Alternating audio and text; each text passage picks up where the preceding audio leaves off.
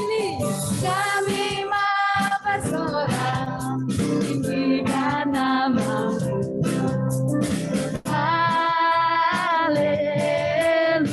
Silakan yang kedua. Soraklah haleluya, soraklah haleluya, haleluya. Ini kita bilang layak Christmas. Soraklah haleluya, soraklah haleluya, haleluya, haleluya.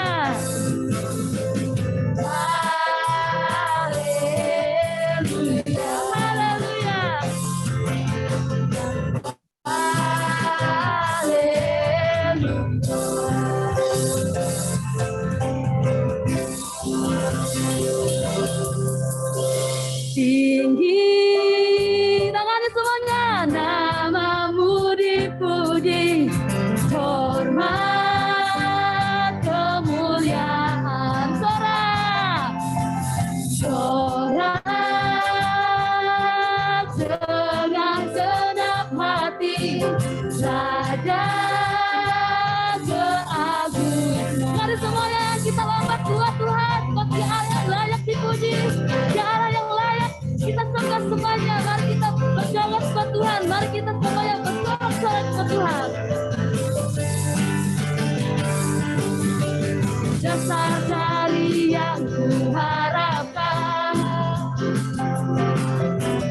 bukti dari segala yang tak kulihat. Tangannya di atas semua ya. Memberikanku kekuatan untuk melakukan perkara yang hebat. Tangannya diangkat semuanya bersama Rohmu, bersama Rohmu. Ku pasti menang. Katakan semuanya yuk. Tinggi nama-Mu dipuji, hormat kemuliaan. Sorak dengan senap hati, Raja keagungan.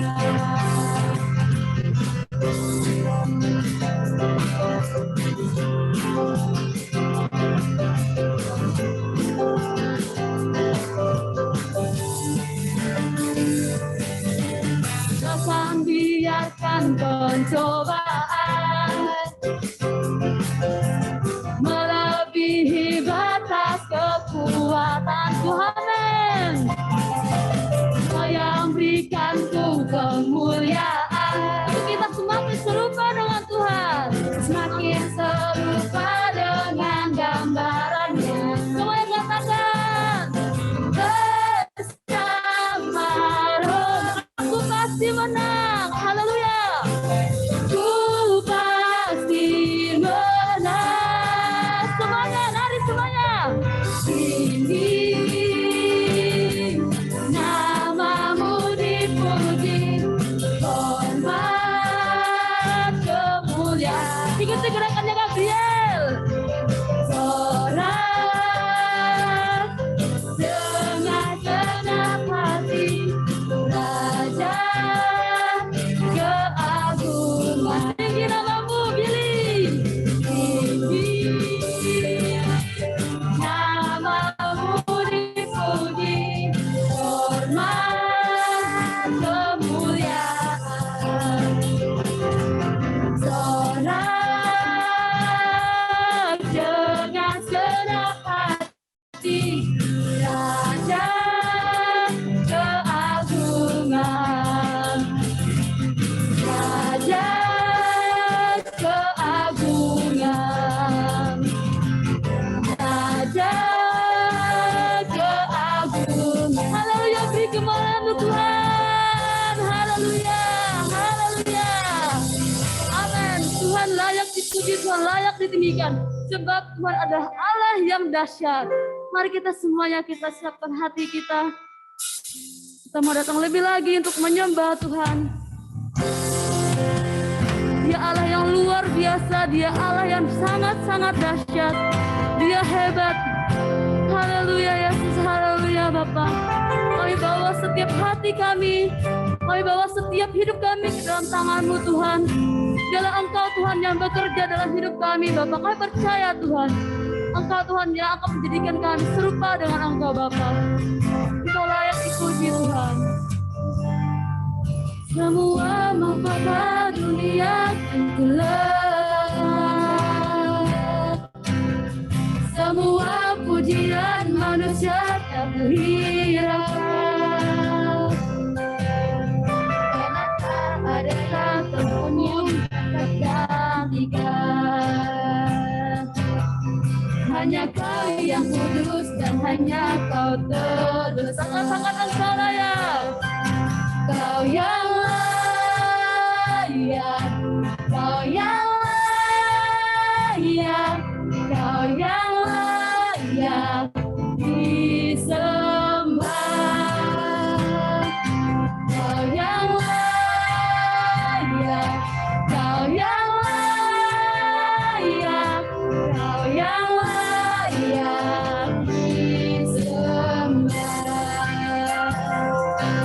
Mari kita datang dengan segenap hati kita. Kita mau menyembah Tuhan, kita mau meninggikan Tuhan.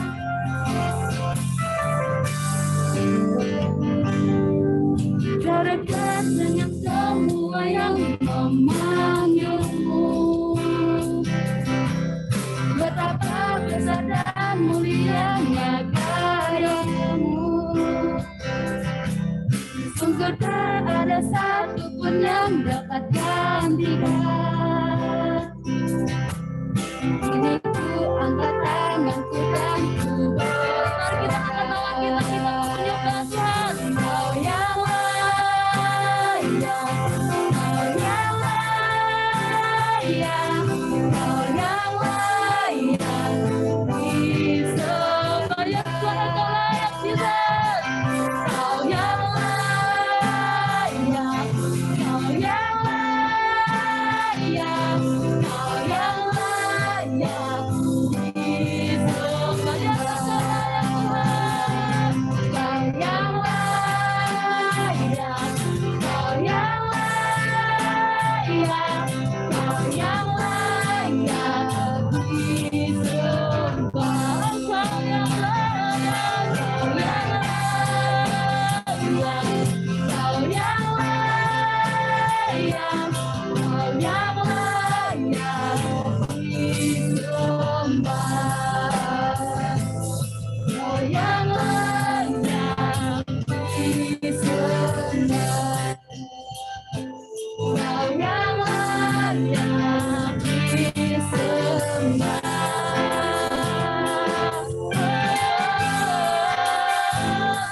Kami datang menyembah Tuhan. Kami datang menghadap-Mu Yesus. Kami sujud di hadapan-Mu. Dialah yang besar. Mari kita sembah Dia. Sebab Dialah yang layak, Dialah yang luar biasa, Dialah yang layak ditinggikan. Haleluya.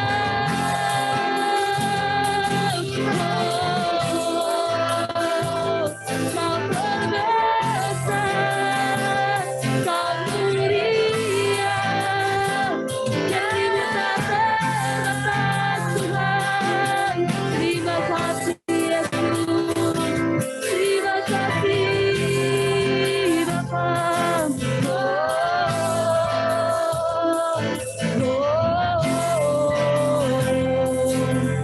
Sungguh ajaib perbuatan-Mu, Kau Allah yang perkasa.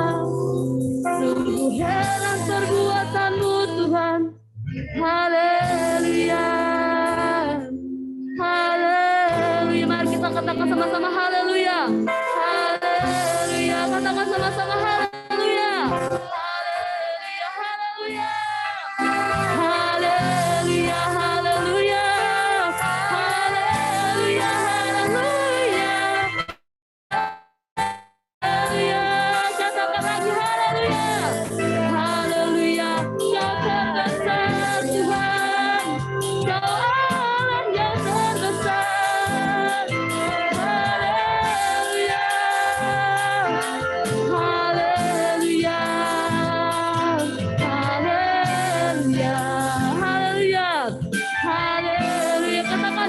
semuanya katakan haleluya. Katakan sekali lagi.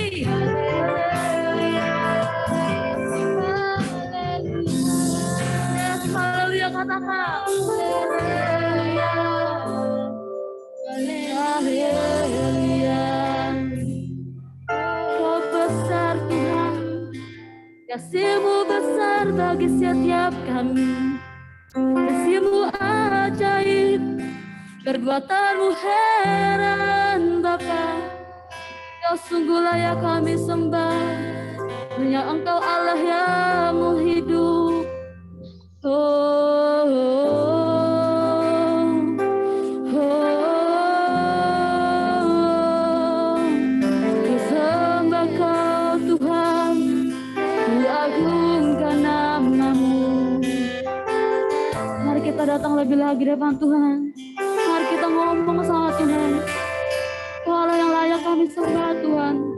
Kau Allah yang layak kami tinggikan. Yes, Jesus, yes Tuhan. Yes Bapak. Terima kasih buat segala kebaikan-Mu Bapak. Kami sangat bersyukur Tuhan. Kami sangat bersyukur Bapak. Anugerah-Mu Tuhan bagi kami sangat luar biasa Bapak. Terima kasih Bapak, terima kasih. Haleluya. Haleluya. Haleluya. Bapak terima kasih Tuhan. Terima kasih Yesus. Terima kasih Bapak, terima kasih Tuhan. Engkau ajaib bagi hidup kami. Katakan Engkau ajaib bagi hidupku. Engkau ajaib bagi hidupku Tuhan. Perbuatan-Mu Tuhan tidak pernah berhenti. Perbuatan-Mu Tuhan sungguh heran dalam hidupku Bapak. Terima kasih Bapak. Terima kasih Yesus. Kami serahkan Tuhan hari ini ke dalam tangan-Mu. Sebentar lagi Tuhan kami akan mendengarkan setiap firman-Mu Bapa. Belah firman ini Tuhan benar-benar Bapa tertanam dan hidup dalam hati kami Yesus. Terima kasih Bapa. Terima kasih Tuhan. Haleluya Yesus.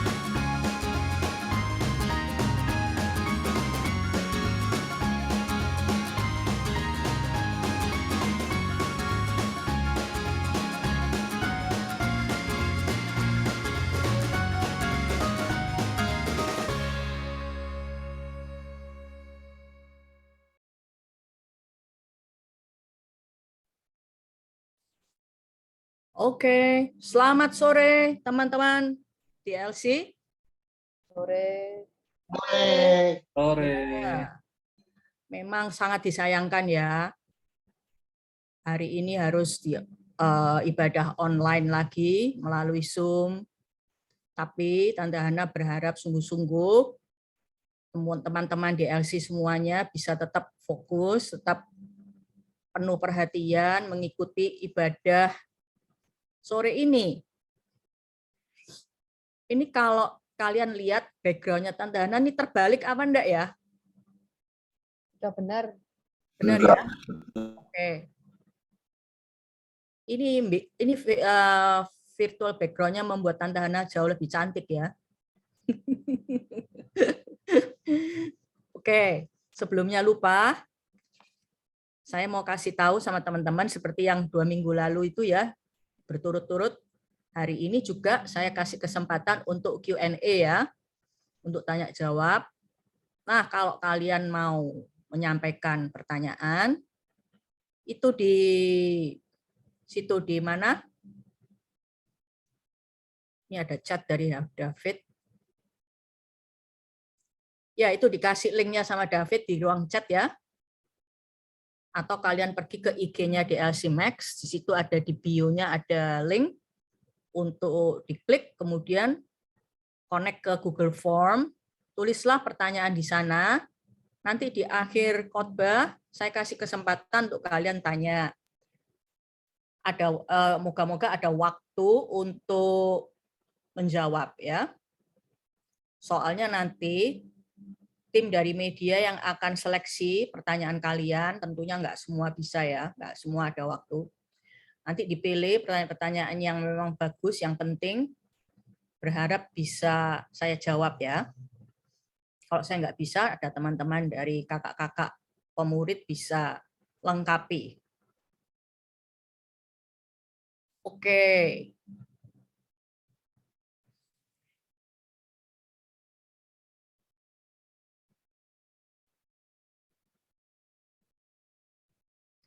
Ya, meskipun di Zoom, hari ini kalian pasti akan bergairah nih dengerin khotbahnya saya. Karena saya mau bicara tentang ini. Semua bisa lihat? Oke. Bagaimana mendapatkan jodoh dari Tuhan? Lalu ada yang mungkin bilang begini ya di hatinya, aku masih SMP, aku masih SMA, aku masih nggak mikir loh jodoh loh, Tante Hana. Aku masih mau belajar, aku masih nggak mau mikir-mikir soal pernikahan, ya. Oh iya, saya sangat setuju juga. Kalian tidak mikir-mikir soal pacaran dulu. Masih usia seperti kalian, masih belasan tahun, belum waktunya ya. Tapi ini bekal. Hari ini saya mau kasih bekal yang sangat penting. Karena nanti suatu hari, beberapa tahun kemudian, kalian pasti akan menikah. Dan sebelum menikah, kalian pasti akan menjalin hubungan, yang cowok menjalin hubungan dengan cewek, cewek menjalin hubungan dengan cowok, untuk mendapatkan jodoh, ya kan?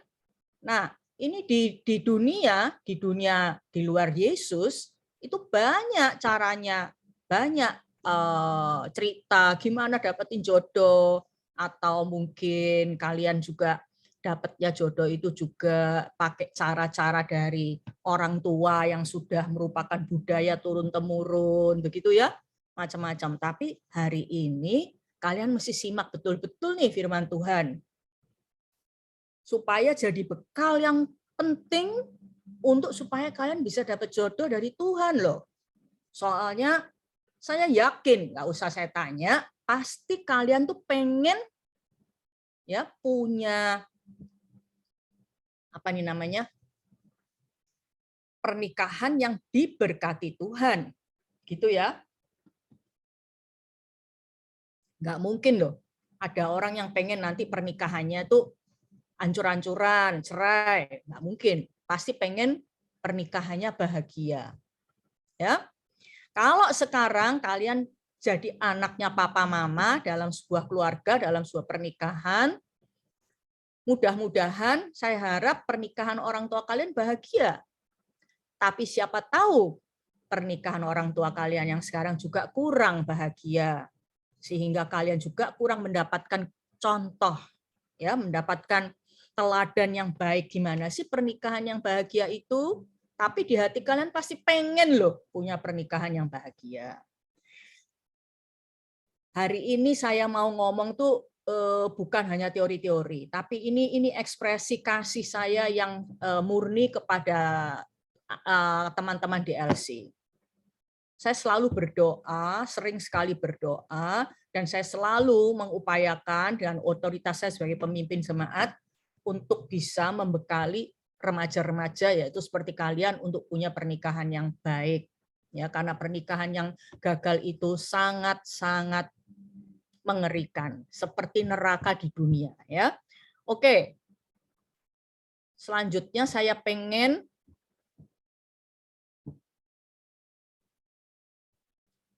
ngajarin kalian tentang konsep pernikahan menurut Allah. Ya.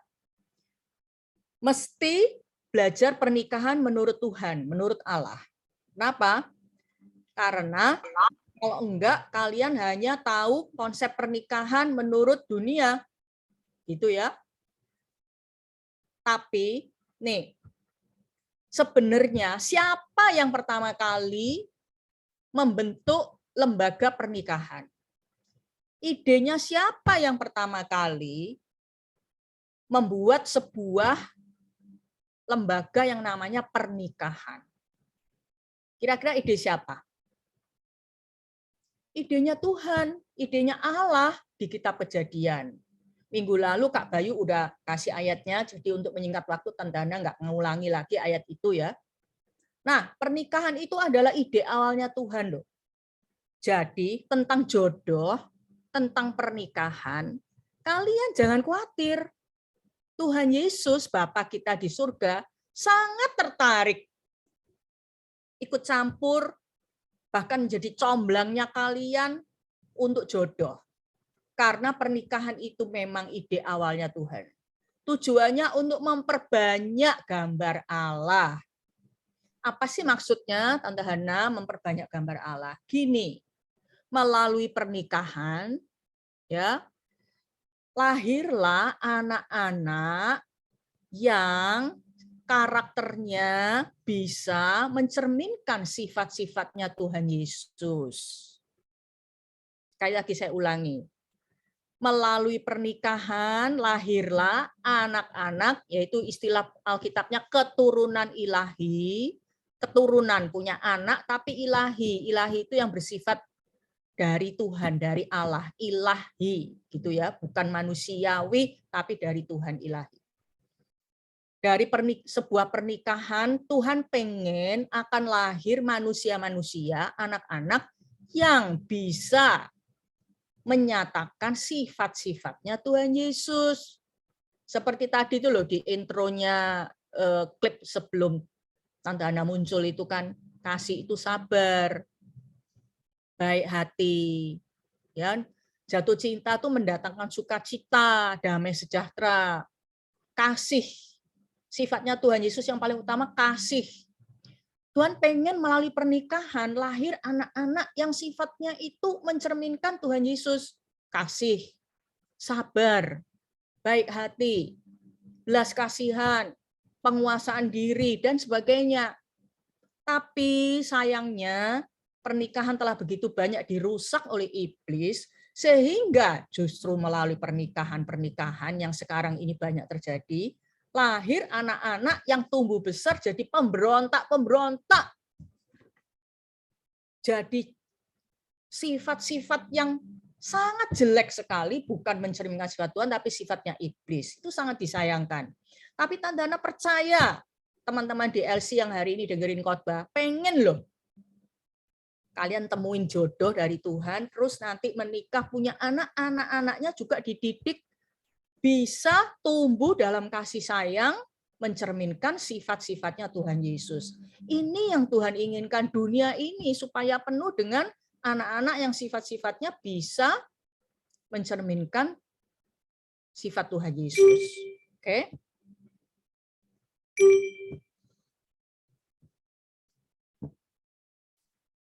Nah, untuk punya pernikahan seperti itu harus mengerti, setelah menikah baru ada seks.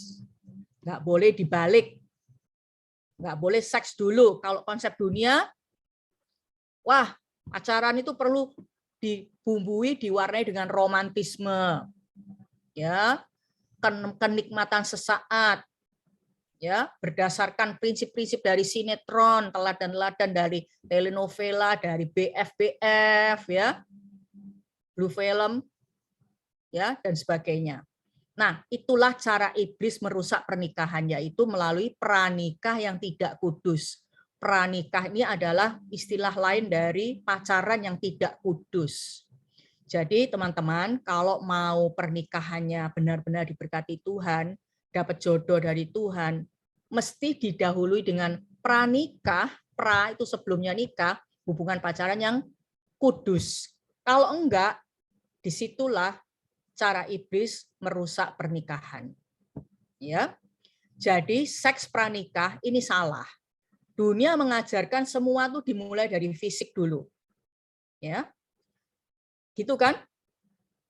Foto, porno, semua itu merangsang hawa nafsu, sehingga hawa nafsu fisik itu yang seolah-olah itu loh yang membuat kita itu seneng, membuat kita nikmat. Nah, justru seks pranikah itu benar-benar mendatangkan kehancuran dalam pernikahan. Simak baik-baik ya, teman-teman. Risiko seks pranikah.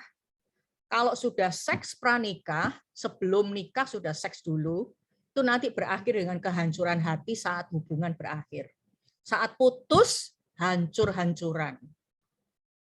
Kalian sering dengar berita kan, gara-gara putus cinta sampai ada yang bunuh diri, sampai ada yang jadi sakit jiwa, dan sebagainya. Bisa juga seks pranikah menghasilkan kehamilan di luar nikah. Dan akhirnya aborsi. Itu yang sekarang di kalangan remaja sangat banyak terjadi. Penyakit menular seksual. Hambarnya pernikahan. Itu adalah risiko seks pranikah. Jangan sampai ini terjadi di hidupnya kalian. Sekarang menurut Alkitab, hubungan lawan jenis, hubungan pria dan wanita itu kayak gimana toh? Kita baca ya, dari ayat-ayat yang sebentar kita baca, tapi intinya hubungan lawan jenis di dalam Alkitab itu harus sebagai saudara dalam kemurnian. Hubungan sebagai saudara dalam kemurnian. Roma 12 ayat 10. Yuk di rumah juga ikut baca sama saya ya. 1, 2, 3. Hendaklah kamu saling mengasihi sebagai saudara dan saling mendahului dalam memberi hormat.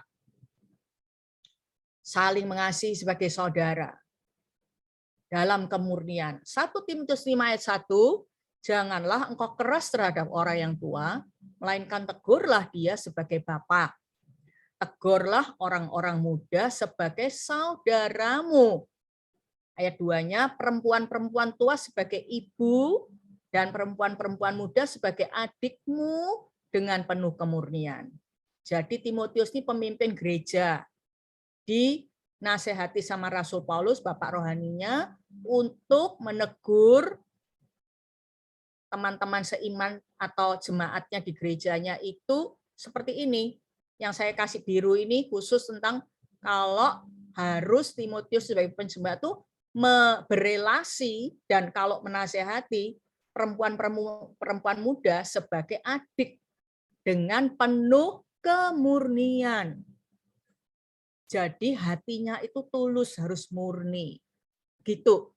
Itu hubungan lawan jenis yang Tuhan perintahkan di Alkitab.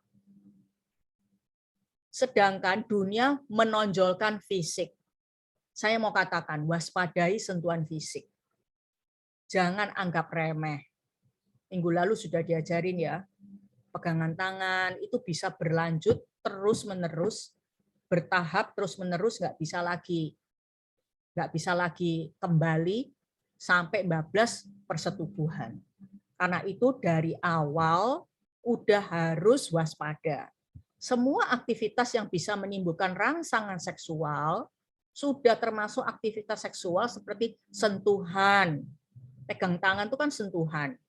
Belayan, cumbuan, bisikan mesra, dan rayuan, dan lain-lain. Ini semua tergolong aktivitas atau foreplay sebelum ML dalam pernikahan. Ini hanya boleh dilakukan oleh pasangan lawan jenis yang sudah ada dalam pernikahan. Kalau dalam hubungan pranikah, meskipun sudah tunangan nantinya, itu ceritanya sudah dapat jodoh dari Tuhan, tunangan tidak boleh. Jadi kalau mau punya keluarga yang harmonis, ya kalian mesti waspadai sentuhan fisik. Jangan dimulai dengan dari awal sama sekali, jangan, karena itu akan bisa menjadi daya tarik yang sangat kuat untuk akhirnya membuat kalian jatuh dalam dosa perzinahan. Dasar-dasar pernikahan yang salah. Kalian pengen punya pernikahan yang diberkati Tuhan, yang bahagia, yang menjadi berkat buat orang lain, bukan? Nah, coba pelajari, ketahuilah. Dasar-dasar pernikahan yang salah itu daya tarik fisik. Wih, aku senang sama dia, cinta karena dia tinggi semampai, ya. Kemudian cantik, atau daya tarik materi. Udah mobil enggak? Mobilnya mobil yang mewah enggak? Nah, itu daya tarik kecocokan. cocok itu belum bisa jadi dasar pernikahan yang benar yang diberkati Tuhan. Cocok itu bisa sementara, teman-teman. Ya. Saya ini menahan diri untuk bersaksi dari pengalaman saya memimpin jemaat dan sekarang juga diberi kepercayaan oleh Tuhan untuk mementor jemaat di Kediri. Jadi saya banyak dalam puluhan tahun saya menjadi pemimpin atau hamba Tuhan ini, saya memuridkan banyak orang.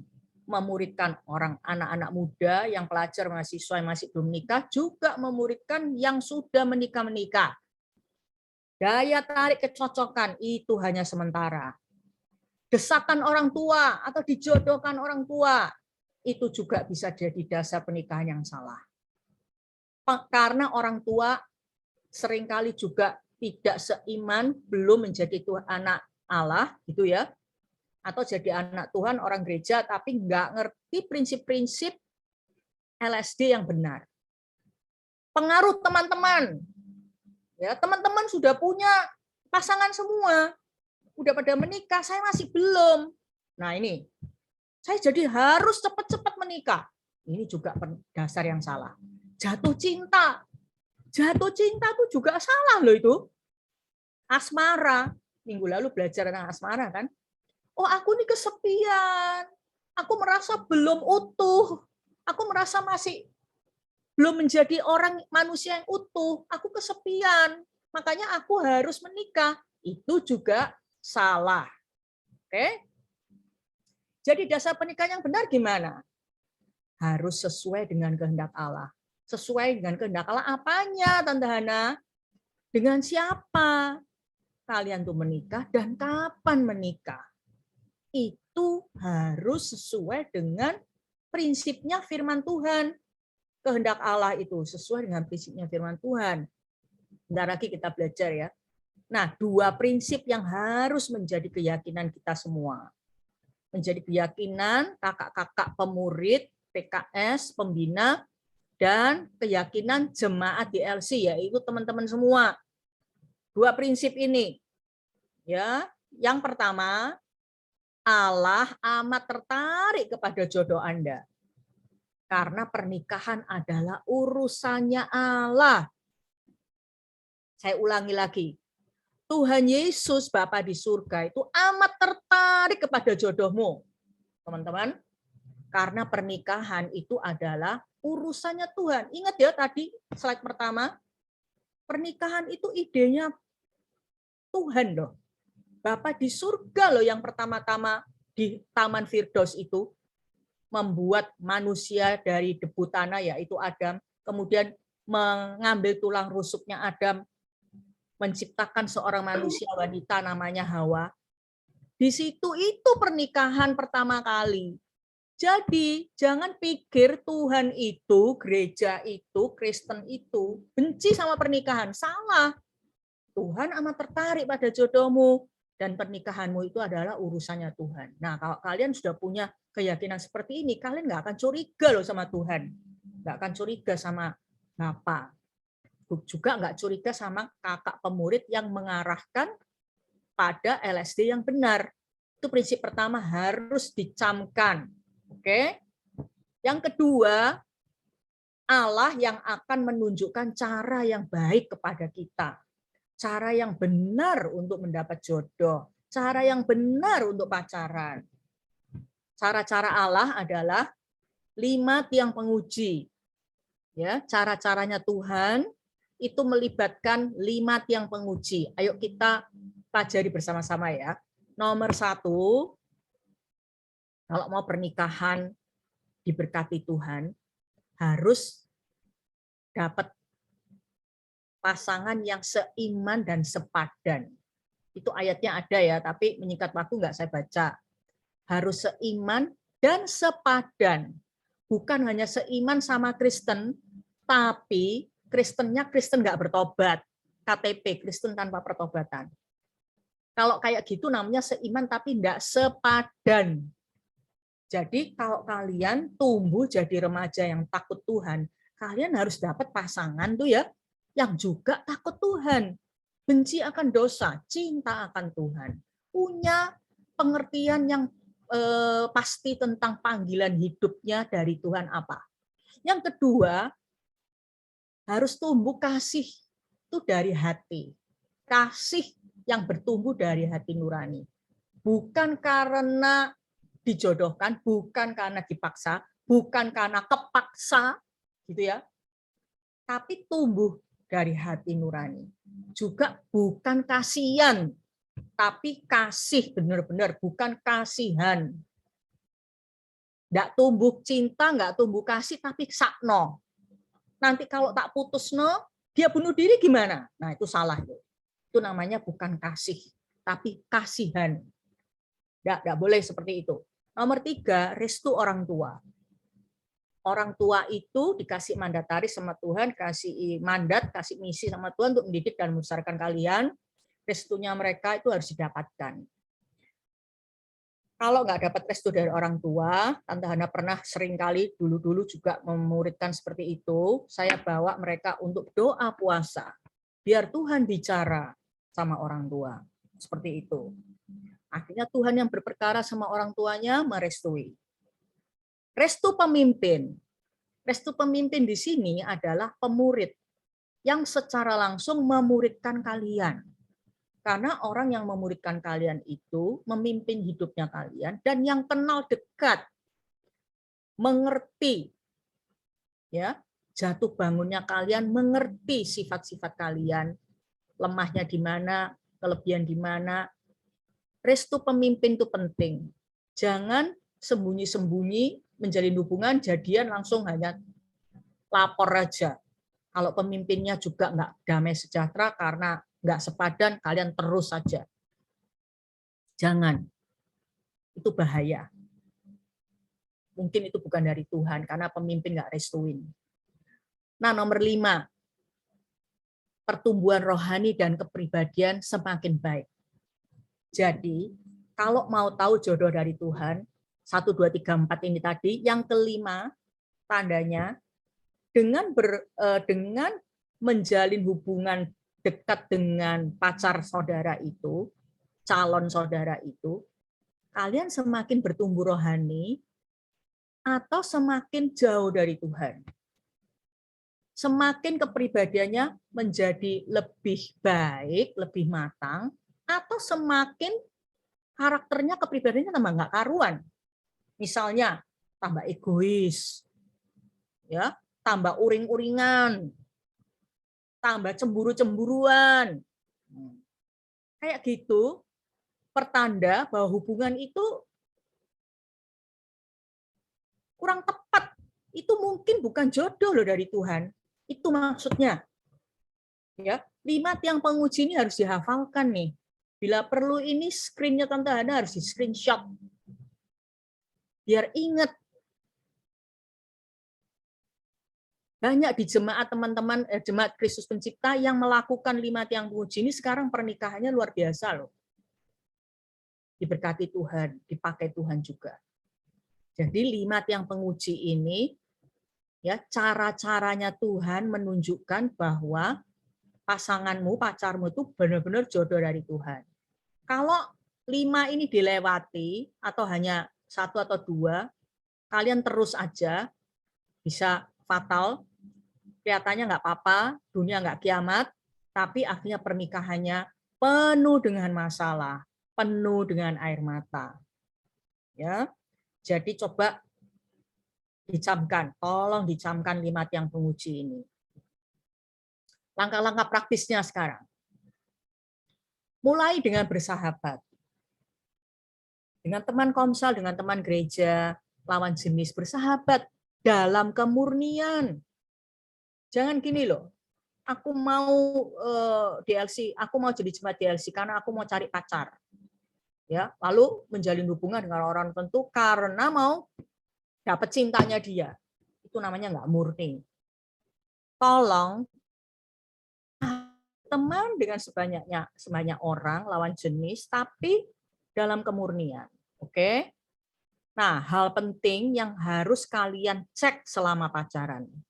Ya, lebih baik putus putus karena tanda-tandanya ini bukan jodoh dari Tuhan, jangan diteruskan. Ya, dicek selama pacaran, lebih baik putus karena tanda-tandanya bukan jodoh dari Tuhan, daripada terus lanjut, takut dikira orang apa, takut digosipkan orang apa, diteruskan. Jangan. Kalau sudah menikah nggak boleh cerai loh, nggak boleh mundur. Jadinya cinta itu buta, nggak setuju. Cinta itu harus melek. Selama pacaran harus melek, harus cek benar-benar semuanya. Apanya harus dicek. Nanti kalau sudah menikah, benar-benar sudah harus buta. Nggak boleh lagi mikir-mikir yang enggak. Sudah, harus lanjut. Makanya waktu pacaran harus cek. Buatlah analisa tentang hal-hal yang penting. Orang ini takut akan Tuhan enggak ya? Jadi jangan gini, tapi dia sudah pelayanan, sudah banyak, bisa khotbah, bisa main, bisa WL, bisa main musik. Itu enggak jaminan semua itu. Tante Hana punya 1001 cerita, tapi Tante Hana simpen untuk menyingkat waktu. Tapi yang penting, pacarku ini takut akan Tuhan enggak ya? Orang ini nih, katakanlah dalam waktu bersahabat, kalian mulai tertarik sama satu orang. Dianalisa, orang ini takut akan Tuhan enggak? Benci dosa enggak? Kan kelihatan. Gimana? Tujuan hidupnya ada enggak? Apakah dia hanya menjalani hidup ini hanya seenaknya saja, enggak punya tujuan, enggak ngerti panggilan Tuhan? Terus karakternya kayak apa? Itu ya. Karakter Kristus tampak enggak? Kalian tahu kan karakter Kristus, sudah banyak dengar khotbah. Ini loh, takut akan Tuhan, cinta akan Tuhan enggak orang ini? Ya, takut akan Tuhan itu berarti hidupnya membenci dosa. Kalau dia jatuh dalam dosa, dia cepat-cepat bertobat. Bukan artinya tidak pernah berbuat dosa. Kalau cari pasangannya tidak pernah berbuat dosa, itu yang tidak ada. Ya. Jadi itu buat analisa. Jadi melek. Jadi lebih baik kita tuh perbanyak waktu untuk mempelajari hal-hal tadi itu daripada menyelesaikan pernikahan yang akan hancur. Jadi kalian harus kuasai semua sebelum kalian masuki pernikahan. Jadi khotbah hari ini sekali lagi bekal untuk supaya bisa melangkah di dalam kehidupan sehari-hari, di mana nanti ada waktunya kalian mulai tertarik pada orang-orang tertentu, mulai mikir tentang jodoh, tentang pacar, begitu ya. Ini semua prinsip-prinsip yang harus dicamkan supaya jadi bekal. Kuasai semua, jangan sembarangan nanti pikirnya nanti pernikahan yang sudah amburadul ini bisa diperbaiki. Jangan. Sulit sekali. Lebih baik sekarang. Jangan pernah berpikir nanti kalau aku menikah, aku bisa merubah orang ini. Calonku ini aku bisa rubah. Enggak apa-apa Islam, enggak apa-apa, Konghucu enggak apa-apa. Nanti aku injilin setelah menikah. Itu terbukti tidak bisa terjadi seperti itu. Seringkali seperti neraka dunia akhirnya. Apa yang Anda lihat sekarang, itu yang Anda dapat. Oke. Sekarang penghalang jodoh dari Tuhan. Penghalangnya motivasi yang salah. Karena pelampiasan biologis secara seksual, ingin dianggap gaul. Karena kesepian, karena sudah berumur, karena orang lain sudah menikah. Ini motivasi dapat jodoh dari Tuhan yang salah. Ini motivasi yang salah untuk dapat jodoh dari Tuhan itu ini. Tidak mempercayakan diri pada Tuhan. Merasa Tuhan nggak tertarik sama jodoh kalian. Tidak sabar. Tidak taat dalam mengikuti langkah-langkah firman Tuhan. Standar yang muluk-muluk dan tidak mutlak.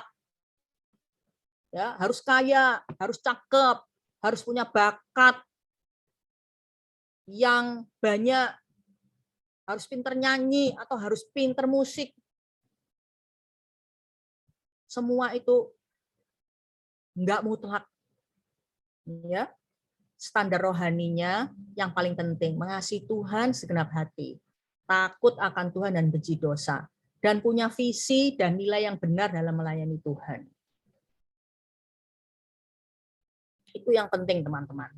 Seiman dan sepadan. Oke. Tidak mau bergaul dengan banyak orang, kuper, itu juga menghalangi loh dapat jodoh dari Tuhan. Maunya dikasihin dari langit, cewek cowok, ya nggak ada, ya harus bergaul dalam kemurnian ya. Atau yang terakhir, belum memenuhi syarat. Gimana bisa dapat jodoh dari Tuhan karena kalian belum memenuhi syarat, masih ingusan ya, belum bekerja, tidak bertanggung jawab sifatnya, masih seenaknya sendiri, tidak terlibat dalam pekerjaan-pekerjaan bersama dalam komunitas, egois. Kalau yang pria tidak melindungi wanita, tidak sopan terhadap wanita, suka colek-colek, suka sentuhan-sentuhan fisik, suka pokoknya nggak sopan lah terhadap wanita. Itu semua artinya kalian masih belum memenuhi syarat dapat jodoh dari Tuhan, harus berubah. Oke? Nah, jadi bersahabat dalam kemurnian, kemudian tadi itu motivasi-motivasi yang keliru semua disingkirkan. Kalau sudah 5 tiang penguji itu terjadi, 5 tiang penguji kalian sudah lakukan, masuklah kita dalam pertunangan. Gitu. Tetapi setelah pertunangan bukan berarti bebas, boleh sembarangan. Di dalam Filipi 2 ayat 14-15 ini ayat-ayat tentang perintah jauhkanlah dirimu dari percabulan. Saya skip ya. Dari Filipi 2 ayat 14-15 dan dari 1 Korintus 6 ayat 18. Jauhkanlah dirimu dari percabulan. Setiap dosa itu di luar tubuh, tapi kalau percabulan di dalam tubuh. Ya. Jadi saya skip ayat-ayat ini. Camkan ini. Pernikahan itu bukan 50% wanita, 50% pria. Jadi cewek cowok yang hatinya atau merasa hidupnya belum utuh, kosong hatinya, ya, terus dijadikan satu dalam pernikahan akan bahagia. Itu namanya 50% pria, 50% wanita. Enggak dua-dua enggak utuh, belum pulih hatinya dari kesepian, ya, kawin. Nanti bahagia. Salah. Pernikahan itu bukan seperti itu, tapi harus 100% pria, 100% wanita. Bukan jenis kelaminnya yang pria dan wanita 100%, tapi ini mengalami kepenuhan 100% itu full, mengalami kepuasan karena dia adalah anaknya Tuhan, anak Allah, anaknya Bapa Surgawi. Jadi sudah utuh, sudah merasa berharga, sudah merasa dicintai sama Bapa Surgawi, kebutuhannya akan kasih sudah dipenuhi oleh Bapa Surgawi, yang cewek sudah gitu, yang wanita, yang cowok juga sudah gitu, menikah, maka itu pernikahan pasti diberkati Tuhan. Nah, untuk menjadi 100% tadi, menjadi pribadi yang utuh, yang enggak bergumul dengan kesepian dan gambar diri yang buruk, kamu enggak perlu pasangan hidup untuk menjadi 100% itu. Kamu hanya perlu Tuhan Yesus, teman-teman. Karena hanya Tuhan Yesus yang bisa kasih cinta yang membuat kalian merasa puas. 100% puas, utuh. Jadi kasih Bapa yang bikin kamu enggak kesepian. Jadi intinya kasih Bapa yang bikin kamu utuh, merasa puas, dan kalau kamu cari jodoh dari Tuhan, kamu bisa menggenapi 5 tiang penguji itu, Tuhan akan memberkati pernikahanmu. Sebelum Q&A, Tante Hana sudah undang Kak Johan dan Kak Mehong, yang sekarang sudah punya anak 2, masih kecil-kecil. Mereka akan cerita, mungkin kalian dengar Tante Hana khotbah ini, waduh zaman sekarang apa bisa ya aku melakukan seperti itu? Bisa kok, ada Roh Kudus di dalam hidup kalian. Contohnya adalah Kak Johan dan Kak Mehong. Pertama-tama saya mau persilakan Kak Mehong ya. Sudah hadir di sini? Hadir, Ci.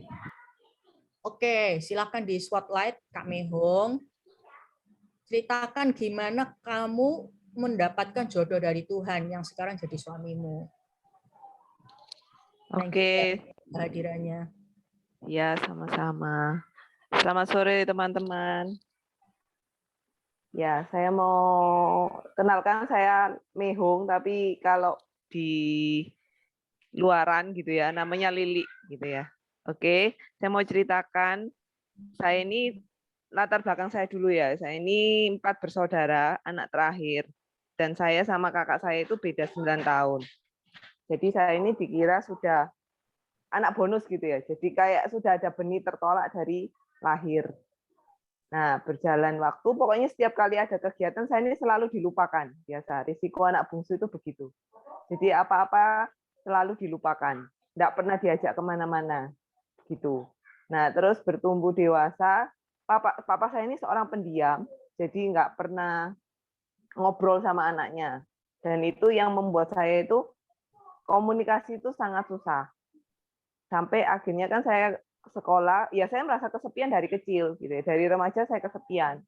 Cuman saya ini kan bergereja di Lumajang, dan di sana memang ada pembina juga, cuman bukan gereja sel. Akhirnya saya punya komitmen gitu ya. Saya cuman mau 1 kali untuk selamanya. Jadi maksudnya 1 kali pacaran dan itu nanti menikah. Jadi itu yang saya pegang terus sampai saya kuliah. Nah, saya itu punya target menikah. Target menikahnya itu umur 26. Nah, kalau sudah 26 itu kan gelisah gitu ya. Kok enggak ada pacar, enggak punya gitu ya. Deket juga enggak gitu ya. Terus ya sudah, tapi akhirnya lewat 26 lewat. Ya sudah, saya buat angka 29 gitu ya. 29 kenapa? Kalau wanita itu biasanya before 30 lebih baik. Kalau enggak nanti 30 ke atas susah punya anak gitu katanya. Yaitu nilai-nilai yang dari orang tua kayak gitu. Sampai akhirnya 29 lewat juga gitu ya. Jadi saya juga enggak menemukan. Ya sudah, ya merasa kesepian. Iya, teman-teman saya semua yang sepantaran saya sudah menikah. Mereka sudah punya anak gitu ya. Lihat Facebook, lihat apa? Oh, belum ada Instagram. Jadi kok sudah nikah, dapat terima undangan terus gitu ya. Saya kapan gitu ya. Sampai saya itu merasa sendiri, dengan background saya tertolak juga. Terus tapi saya bersyukurnya saya tetap punya komsel. Jadi saya mau tetap di mentor, saya tetap dibina, sampai ya jatuh bangun, kesepian iya, jatuh dalam dosa masturbasi iya gitu. Jadi semua pikiran-pikiran seks iya gitu. Jadi semua itu jadi satu tuh blok-blok di saya. Saya dipulihkan terus, saya dibina, saya dimuridkan sampai ya saya berteman gitu, tapi tetap belum ada yang dia suka, tapi kan membuat saya gampang jatuh cinta karena saya itu kesepian. Ada cowok baik sama saya, oh ini seneng sama saya gitu. Ada cowok telepon sama saya, oh seneng sama saya gitu. Jadi pikirannya itu sudah terlalu apa-apa saya gitu loh. Sampai suatu hari ya saya bergaul, berteman sampai tahun 2012 atau 2013 ya. Itu kita ada pergi ke Bali sama-sama sama beberapa orang. Jadi ya enggak sendirian, enggak berdua. Pokoknya waktu itu bertujuh. Ya termasuk ada ini calon suami saya ini. Nah, saya itu waktu itu enggak ada apa-apa, seneng aja enggak, bukan tipe saya kan. Saya ini cari yang full, ketemunya yang rame gitu ya. Saya ini diberikan kriteria, cuman enggak ada semua di calon suami pokoknya. Jadi ya tutup mata, saya enggak pernah lihat gitu. Tapi setelah dari Bali, ya kita berteman, terus tiba-tiba kok ada sesuatu yang diberikan sinyal-sinyal gitu. Jadi akhirnya saya cerita sama pembina. Terus dia tak tanyain juga, kamu sudah cerita sama pembinamu? Dia jawab sudah, tapi tak pastikan, kamu pembinamu cerita pembina yang mana gitu kan? Karena dia orang Jakarta. Oh, pembina Jakarta. Oh, saya enggak mau. Aku bilang gitu. Tetap cerita sama pembina yang Surabaya. Gitu. Ya udah, saya cerita sama pembina saya di Surabaya. Waktu itu saya cerita Cihana, Tante Tin, gitu ya, Pauline. Jadi semua tak ceritain. Terus waktu dia ngomong mau bangun hubungan serius, saya itu enggak langsung tak iyain. Saya tak berdoa dulu ya, gitu. Jadi saya berdoa sampai waktu itu berapa bulan ya? 2 bulan lebih kayaknya baru saya ngomong iya. Jadi waktu itu saya ngomong, saya tanya Tuhan gitu ya. Karena saya soalnya bukan tipe saya, karena saya enggak suka gitu ya. Loh kok ada yang deketi. Nah, saya tahunya itu dari Tuhan itu gini. Ketika saya nonton film di kos-kosan waktu itu di Mojoharum, saya nonton film judulnya Lion King, tiba-tiba Tuhan tuh bicara di hati saya. Kesempatannya sekarang, kalau enggak lewat. Berarti saya ini mikir, kalau enggak sama dia berarti saya enggak menikah gitu ya. Tapi menikah itu bukan tujuan saya. Saya waktu itu merasa bahwa saya enggak menikah pun enggak apa-apa Tuhan. Yang penting aku full sama kamu gitu. Yang penting aku sudah penuh sama Bapak. Sampai ya sudah, akhirnya itu yang memutuskan saya iya sama suami saya dan calon suami ya waktu itu. Jadi saya juga kaget, kriterianya juga sama. Yang mutlak adalah ketika kita bangun hubungan tidak ada kata no touch, no kissing. Jadi kita selama pacaran tuh tidak ada gandengan tangan, tidak ada kissing, tidak ada gonceng sepeda motor pun juga tidak berpelukan. Terus kita ketemunya juga seminggu sekali. Itu pun kalau pergi rame-rame, kita menghindari berdua karena kita tahu kelemahannya. Kelemahan kita tahu, jadi kan gampang banget gitu ya jatuh dalam dosa. Jadi kalau kita pergi rame-rame, bahkan mengenalkan ke keluarga pun, saya ke keluarga juga ngajak orang gitu ya. Jadi satu orang ini kita ajak ke Jakarta, satu orang ya dengan orang yang sama ngajak ke Pasirian gitu. Jadi dia ini selalu menemani kita berdua kemanapun kita pergi gitu. Jadi itu sampai puji Tuhan ketika kita menikah pun kita enggak pakai prewedding. Tapi kita karena komitmen kita enggak ada enggak no touch no kissing, sampai kita putuskan untuk post wedding. Jadi mengambil di sela-sela ketika jam-jam dari habis pemberkatan ke resepsi. Itu kan sudah sah kalau sudah pemberkatan. Ya itu sih kalau saya menemukan jodoh dari Tuhan tuh kayak gitu. Terima kasih. Dengan komitmen kamu berdua menjaga kekudusan banget itu, sekarang pernikahan kalian kayak apa ya? Ya pernikahannya bahagia, anaknya lucu-lucu gitu ya. Jadi penghibur dan kalau konflik itu enggak sampai berlama-lama, enggak sampai emosi, tapi diselesaikan dengan enak gitu ya. Jadi diselesaikan dengan kasih Bapa gitu sih. Ya, thank you buat sharingnya ya Mehong. Saya rasa semua kakak-kakak ya, Kak Hendro, Kak Dendi, semua ya, Kak Rudi sama Kak Nike, semua itu yang menjalankan pranikah yang kudus, benar-benar komitmen untuk menjaga kekudusan, itu pernikahannya sekarang diberkati Tuhan ya. Bukan katanya nggak ada konflik, tapi melewati konflik itu dengan pengertian yang tepat sesuai dengan firman sehingga bisa melaluinya dengan mudah. Pernikahan yang bahagia itu seperti itu. Pernikahan yang memuaskan, yang membuat semakin dekat dengan Tuhan. Sekarang mau dengar dari Kak Johan. Bisa nggak sih seorang pria masih single menjaga kekudusan? Bisa nggak? Silahkan Kak Johan. Oke, selamat siang teman-teman. Oke. Sore. Sore ya. Ya, jadi untuk bilang bisa gak? Ya bisa, kalau seandainya kita ketemu Tuhan, saya pribadi. Nah, bukannya pribadi kita berjalan waktu bangun hubungan, kan udah dipanjang lebar sama istri saya ya. Karena sekarang istri saya, kalau dulu kan masih bangun hubungan. Nah, bukannya kita tidak mau untuk sentuhan, untuk ciuman. Tapi ada kekuatan sendiri yang membuat kita sadar bahwa pernikahan itu hanya sekali. Jadi kita harus serius dan memantapkan, karena kita bukan anak gampangan. Jadi benar-benar kita benar-benar menghasilkan anak-anak yang luar biasa nantinya.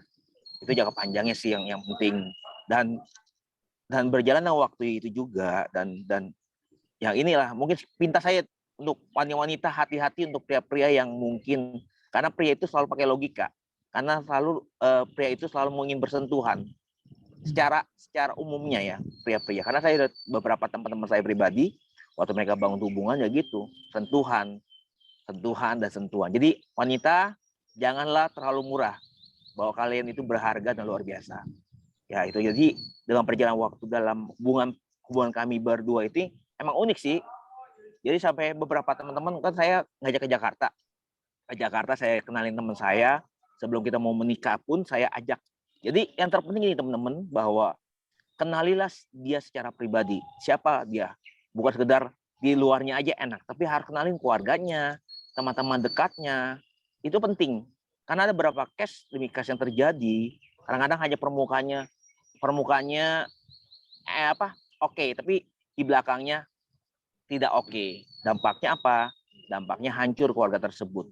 Nah, kayak pribadi saya melihat itu beberapa teman-teman yang ada gitu. Ada 1 hari sebelum nikah, udah nikah 1 hari, langsung selanjutnya nggak nikah lagi. 1 orang saya kenal. Nah itu. Jadi harus benar-benar dimulai dari pranikah. Pranikah menentukan untuk menjadi pernikahan yang luar biasa nantinya. Jadi kalau seandainya teman-teman kalau sudah mulai tadi Tante Hana menyampaikan, ya, ingat wanita, Anda itu berharga dan jangan terlalu murah. Anda itu berharga. Jadi itu aja singkatnya sih, karena akhirnya saya pernikahan ini ya hasilnya luar biasa dan bukan nggak ada konflik, tapi kita selesaikan karena kedewasaan kita masing-masing sudah diuji oleh Tuhan. Itu aja sih, simple. Thank you banget. Berarti bisa ya, masih single, jaga kekudusan, nggak sentuhan fisik, akhirnya pernikahan bahagia. Jadi bukan seks sebelum nikah yang buat kamu bahagia ya. Ya. Thank you Johan ya, untuk spend time, untuk bersaksi buat adik-adik kita. Tuhan berkati ya. Oke, baik. Nah, sekarang saya mau jawab pertanyaan kalian. Oke, ini sudah ada beberapa pertanyaan yang dikirim ke WA saya. Nomor 1 gini, apakah jodoh kita itu cerminan dari diri kita? Contohnya, kita rajin, jodoh kita juga rajin. Itu nggak bisa bilang ya jodoh itu cerminan dari diri kita. Yang terbanyak justru kepribadiannya malah bertolak belakang. Ya, orangnya yang satu dominan, ya orang koleris ya, orang dominan, orang tipe D. Yang istrinya tipenya tipe stabil, tipe penurut banget. Malah kalau dua-dua itu dominan, itu gegerannya luar biasa ya, sampai babak belur, sampai pernah 10 tahun juga pisah ranjang, sampai dikonselingin sama pendeta-pendeta sampai luar negeri segala, pecah pernikahannya, akhirnya sampai diberkati ulang. Jadi gini teman-teman ya, yang paling penting kalian bisa sabar dan menurut firman Tuhan. Langkah-langkah yang sudah diajarkan dari sejak muda ini untuk mendapatkan jodoh dari Tuhan. Percayalah, Bapa di surga itu sangat tertarik kok dengan jodoh kalian. Jadi nggak usah mematok sama pribadinya. Kalau kalian rajin, jodohnya harus rajin. Itu bukan patokan. Itu bukan pedomannya yang penting, bukan. Tapi sabar dan biarlah 5 tiang penguji ini bisa jadi pegangan untuk kalian ya. Ini berhasil untuk menolong banyak anak muda menikah dengan diberkati Tuhan. Jadi bukan cerminan dari diri kita justru ya.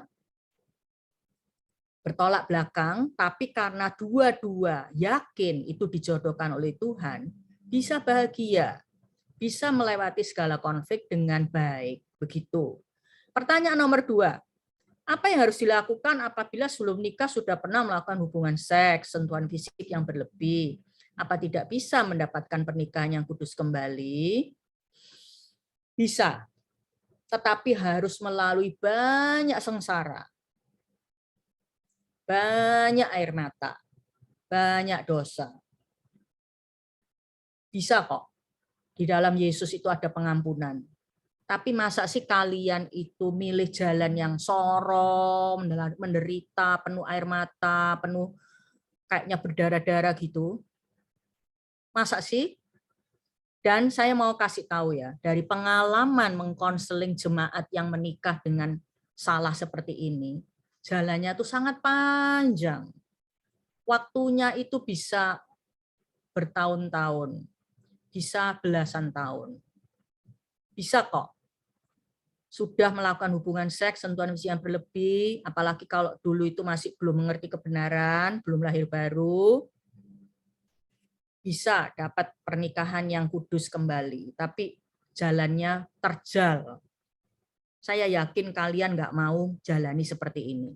Tapi kalau ada dari kalian sudah jatuh ke dalam dosa-dosa seks seperti ini, alangkah baiknya terbuka kepada pemurid, sebab pemurid nanti akan berdoa, mengkonseling, ya, sehingga kalian bisa dipulihkan dari semua akibat dosa dan luka-luka batin.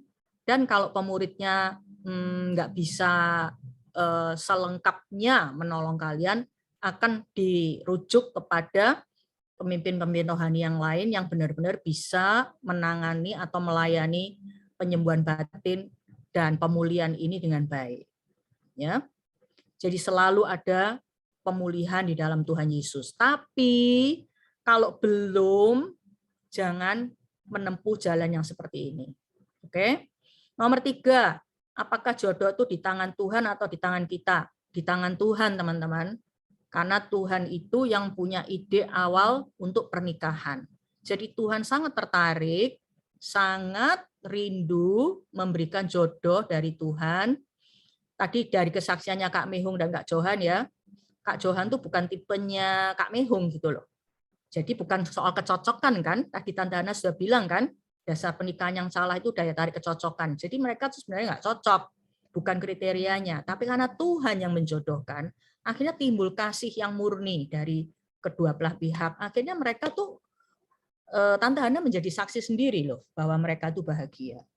Tante Hana juga menjadi saksi mata loh, bahwa Kak Hendro, Kak Dendi, dan Kak Nike, banyak sekali papa mamanya kalian itu pernikahannya diberkati Tuhan. Mengapa? Karena Tuhan yang jodohkan. Yakinlah bahwa jodoh dari Tuhan itu yang terbaik. Jangan mendikte Tuhan, gitu ya. Nanti bisa salah. Nomor 4, kalau sudah sama seiman, sudah disetujui ortu, apa tetap belum boleh pegangan tangan? Loh iya memang belum boleh.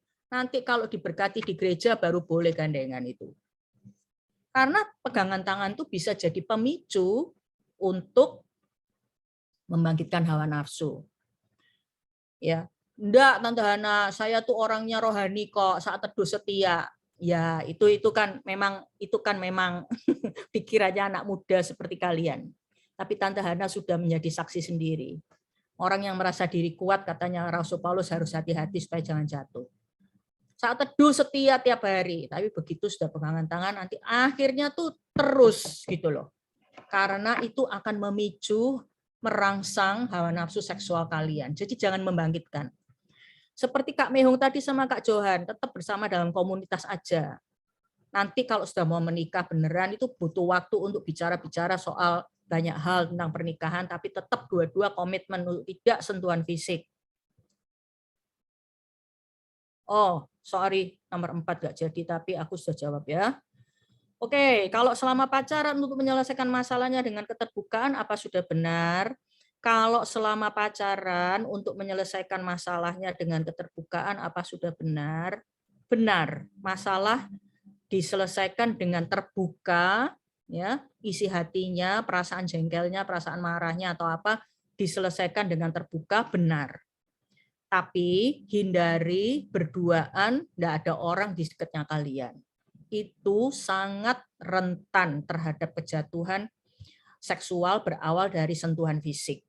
Seperti Kak Bayu kemarin khotbah itu Tante Hana sangat menyetujui ya. Kalau toh harus ngomong berdua itu di tempat keramaian, misalnya restoran, misalnya tempat yang nggak sepi gitu ya. Nggak gelap, nggak sendirian, nggak ada orang di sekeliling. Jadi kalian tetap terjaga dalam atmosfer yang menjagain kalian, meskipun misalnya harus berdua, nggak bisa ada pemuridnya karena mau bicara hal yang pribadi, silahkan. Atau waktu pemberesan tuh melalui telepon aja, melalui video call, jadi nggak secara fisik. Karena kalau sudah fisik itu yang sangat-sangat rawan. Ya, ada lagi pertanyaan, Theo? Nggak ada. Udah diakhiri ya, berarti Q&A. Tapi namanya pertanyaan tuh bisa muncul sewaktu-waktu. Setelah dengerin khotbah Kak Valen, Kak Bayu, sekarang Tante Hana juga. Pertanyaan tetap boleh disampaikan kepada narasumber yang dimaksud, Bahkan pada saya juga saya akan menjawab. Saya sayang kalian loh teman-teman. Banyak sekali kayak Kak Bayu kemarin juga bilang, sejak muda, sejak remaja, sejak kelas 2 SMA terus dicekoi dengan prinsip-prinsip firman Tuhan yang benar tentang LSD, sehingga itu membekali dia, sehingga dia punya pernikahan yang bahagia. Itu hatinya saya. Ya, saya rindu jemaat DLC itu nanti waktu menikah itu bahagia semua, karena Tuhan rindu melahirkan anak-anak yang mencerminkan sifat-sifatnya Tuhan Yesus, keturunan ilahi. Dan pernikahan yang seperti yang diberkati Tuhan ini saja yang bisa melahirkan keturunan ilahi. Oke, kalau sudah nggak ada pertanyaan sore ini, kita mau nyanyi ya, lagu Lebih Dari Bapa di Dunia. Tadi Tante Hana terakhir ngomong, kalian bisa jadi pribadi yang utuh sejak masih single. Kalian menjadi pribadi yang utuh karena mengalami kasih Bapa yang menyembuhkan, kasih Bapa yang memberi kepuasan dan kebahagiaan. Yuk, sebelum perjalanan kudus ini kita mengingat Tuhan Yesus mati di kayu salib dan bangkit. Dia itu adalah Yesus yang sangat menyayangi kalian semua. Dia sumber kasih sejati. Dia adalah kasih Bapa yang sejati yang bisa membuat kalian puas dan bahagia sejak SMP, SMA sekarang ini. Kalian tidak akan menjadi lebih bahagia karena menikah. Waktu semasa sekarang ini pun kalian bisa jadi pribadi yang bahagia. Karena itu kalian butuh kasih Bapa. Coba alami kasih Bapa terus-menerus. Jadilah remaja Kristen yang selalu punya relasi yang baik dengan Bapa Surgawi. Oleh sebab itu Tante Hana ngajak nyanyi lagu ini ya. Lebih Dari Bapa di Dunia. Yuk, tim PW akan ajak kita nyanyi. Kau mengasihiku.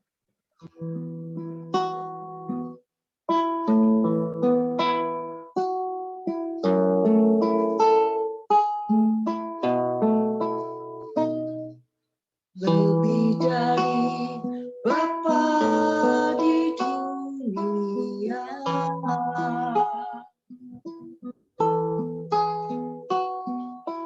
Kau menjaga hidupku ya Allah.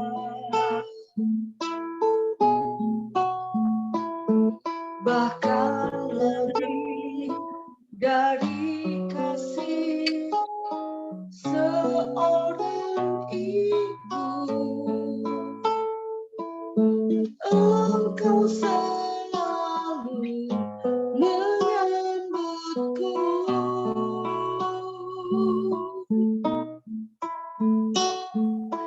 Lebih dari yang dunia tawarkan,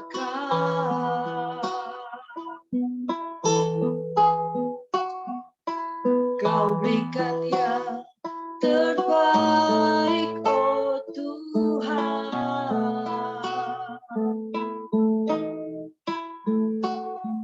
Sekalipun tak seorang mengindahkanku, Engkau tak pernah membuangku. Kau mengasihiku, Kau mengasihiku. Lebih dari yang kuduga, bahkan di saatku tiada menyadarinya, Kau sentuh hatiku dengan kasih yang sempurna. Kau menyayangiku lebih dari yang kurasa. Dari awal lagi, sekali lagi. Lebih dari Bapa di dunia, Kau menjaga hidupku ya Allah. Kau menjaga hidup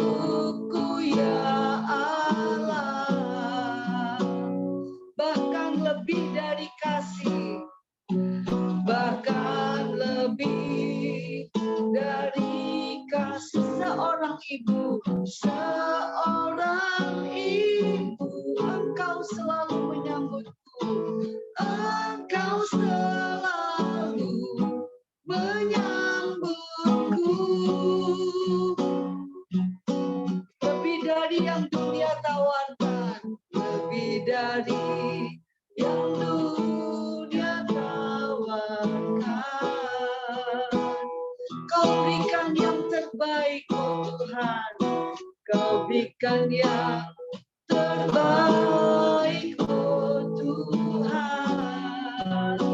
Sekalipun tak seorang memindahkanku, sekalipun tak seorang memindahkanku, Engkau tak pernah membuangku, Engkau tak pernah membuangku. Kau mengasihiku, Kau mengasihiku lebih dari yang kuduga, bahkan di saat tiada menyadarinya, Kau sentuh hatiku dengan kasih yang sempurna. Kau menyayangiku lebih dari yang ku rasa.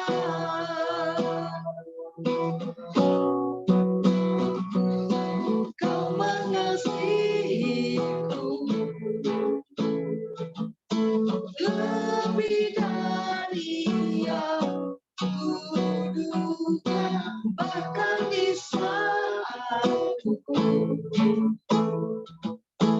tiada menyadarinya, Kau sentuh hatiku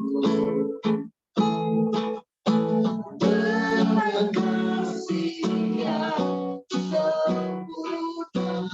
Kau menyayangiku lebih dari yang ku rasa. Ya, teman-teman, seperti kesaksiannya Kak Mehung itu ya, bahwa memang dia juga bergumul dengan kesepian, tetapi dia tidak menjauh dari Tuhan, tidak menjauh dari kasih Bapa, dan tidak menjauh dari pemuridan dan dari komsel. Karena itu mungkin kalian juga bergumul dengan kesepian. Karena itu jangan menjauh dari Bapa, jangan menjauh dari komunitas, karena itu yang akan menjagai kalian. Tuhan mau memberkati masa depan perjodohan kalian juga. Ayo sekarang diambil rotinya yang sudah disiapkan untuk perjamuan kudus. Ingat, perjamuan kudus ini adalah bukti Yesus sangat sayang sama kamu. Dia adalah papamu. Dia adalah papa yang sangat mengasihi, menyayangi, dan bisa memenuhi hatimu yang sepi dengan kasih-Nya. Sehingga kamu nggak pelarian sama pacaran. Kamu nggak pelarian sama pergaulan yang bebas. Kamu tetap bisa menang meskipun kesepian itu menyerang kalian. Kalian bisa dipulihkan. Yuk. Memasuki perjamuan kudus. Rotinya diangkat dengan tangan kanan, tanda kita mengucap syukur dan menyanjung Dia. Bapa di surga, aku berdoa, biarlah melalui perjamuan kudus hari ini, setelah firman hamba sampaikan, biar kasih-Mu memenuhi setiap hati teman-teman di LC. Di dalam dunia yang penuh dengan segala nilai-nilai percintaan yang salah, kiranya Engkau melindungi teman-teman di LC. Mereka bisa menghargai kekudusan yang Engkau berikan dan menjaga kekudusan itu karena kasih-Mu yang memenuhi hati mereka. Kalau mereka sudah berdosa dalam dosa-dosa seksual dengan hubungan-hubungan yang tidak beres, tidak kudus, Engkau mengampuni dan Engkau bisa memulihkan. Tolong kami semua Bapa. Dalam nama Yesus, teman-teman, roti yang kita ucapkan syukur ini adalah persekutuan dengan tubuh Yesus sendiri. Mari kita makan bersama-sama dengan mengucapkan di dalam nama Yesus.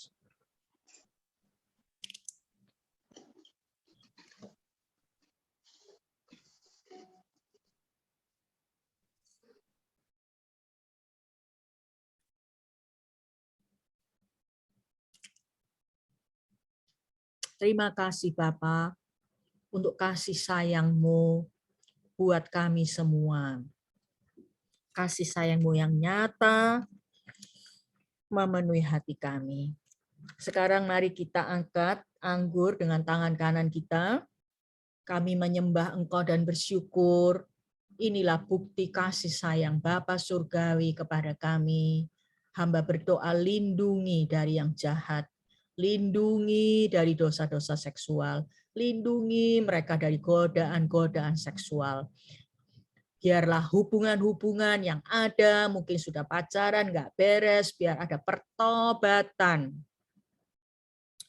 Ada pertobatan yang sejati, sehingga Engkau bisa mengampuni dan memulihkan. Hubungan-hubungan yang salah, biarlah itu bisa diputuskan, dan kami semua, teman-teman di IC, kembali ke jalan yang benar. Kasih-Mu Tuhan memenuhi hati semua orang. Teman-teman, anggur yang kita ucapkan syukur ini adalah persekutuan dengan darah Yesus. Darah yang kudus mengalir dalam hidup kita. Mari kita minum dengan mengucapkan bersama di dalam nama Yesus.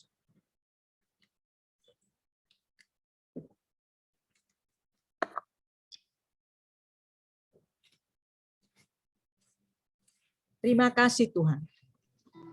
Kami percaya selama sebulan ini bicara tentang cinta dan kebenaran-Mu tentang cinta yang sejati, cinta Bapa, cinta yang sejati yang tumbuh di antara lawan jenis ini. Benar-benar boleh dimeteraikan dalam hati teman-teman semua. Jadi pembekalan yang kuat untuk menjagai mereka sehingga Tuhan akan mempertemukan teman-teman dengan jodoh yang baik dari Tuhan, yang terbaik. Dan Tuhan akan memberkati masa depan pernikahan mereka semua.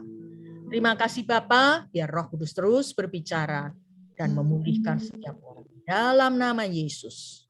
Amin. Oke, thank you Hana, thank you buat teman-teman semua sudah hadir. Meskipun online ya, tapi nggak meskipun sih, luar biasa tetap Tuhan bisa pakai setiap kita. Saya ada beberapa pengumuman yang perlu kita perhatikan. Yang pertama, jangan lupa kita ada Hope hari Senin dan hari Jumat jam 8 malam. Jadi jamnya lebih pagi supaya ada video. Oh iya, kenapa tidak di start? Ya, ternyata tadi yang saya bicarakan tidak ada gunanya. Silakan.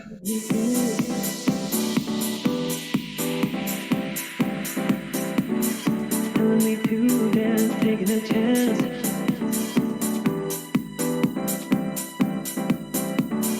Telling me to dance, taking a chance.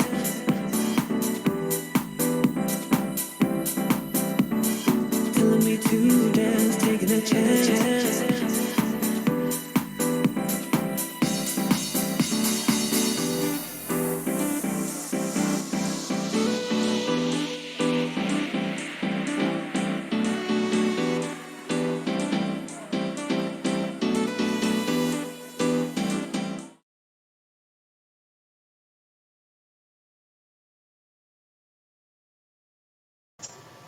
Sudah ya, saya takut di PHP. Ya, jadi tadi ada yang belum diumumkan, ada puasa raya yang masih kita terus mau lakukan. Jadi teman-teman boleh pilih 3 opsi yang sudah dikatakan seperti itu.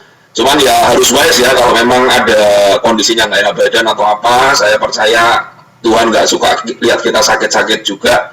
Teman-teman harus bijaksana dengan itu, karena ini di situasi pandemi. Be wise tetap, tapi kita mau meluangkan kesempatan terbaik kita kasih untuk berpuasa. Selanjutnya ada live group, tadi sudah diumumkan ya, dan tidak ada teman yang baru. Oke, saya kira nggak ada yang saya lupa. Oke, mari kita berdoa sama-sama. Kita mau bawa bangsa dan negara ini ke dalam tangan Tuhan, and then kita mau tutup ibadah ini. Bapak kami, hari ini kami mau bawa bangsa ini ke dalam tangan-Mu. Kami percaya bahwa di tengah-tengah situasi yang paling gelap sekalipun, kami percaya kami dapat melihat terang Allah di tengah-tengah bangsa ini. Tidak ada yang mustahil. Dalam nama Tuhan Yesus, Engkau sanggup untuk mengubah ratap tangis menjadi tari-tarian. Engkau sanggup mengubah lembah kematian menjadi sukacita. Kami percaya Tuhan bahwa dalam segala hal yang bangsa ini sedang hadapi, sedang lewati, Engkau turut bekerja sama untuk mendatangkan kebaikan. Engkau tidak pernah lost control. Tuhan tidak pernah bingung dengan apa yang terjadi di dalam dunia ini. Karena itu kami sungguh percaya bahwa ketika kami rely, bahwa ketika kami mengandalkan Tuhan di dalam kehidupan kami akan dijamin Tuhan. Semua anak-anak di dalam DLC, semua jemaat Kristus pencipta dalam kondisi yang sehat, Tuhan lalukan segala roh-roh maut di dalam nama Tuhan Yesus. Ada pelindungan Tuhan yang sempurna dan ajaib di tengah-tengah kami. Tuhan luputkan dari segala sesuatu yang jahat. Mari kita angkat tangan kita. Engkau pulang, engkau kembali ke dalam keluargamu, engkau menjadi terang Kristus dimanapun engkau berada, engkau diberkati dan diurapi oleh Tuhan. Apa saja yang engkau buat, Tuhan buat menjadi berhasil. Apa saja yang engkau persembahkan untuk Tuhan, biar dipakai untuk kemuliaannya. Engkau diurapi oleh Tuhan, dan engkau akan menjadi saksi Kristus. Tuhan pakai kakimu, Tuhan pakai mulut lidahmu, Tuhan pakai handphonemu, Tuhan pakai kuotamu untuk memberitakan firman Tuhan dimanapun engkau berada. Di dalam nama Tuhan Yesus, hamba-Mu sudah berdoa dan mengucap syukur. Amin. Thank you so much. Tuhan Yesus memberkati. Bye. Every time I come running, I find grace on repeat. You welcome me with open arms, no matter where I have been.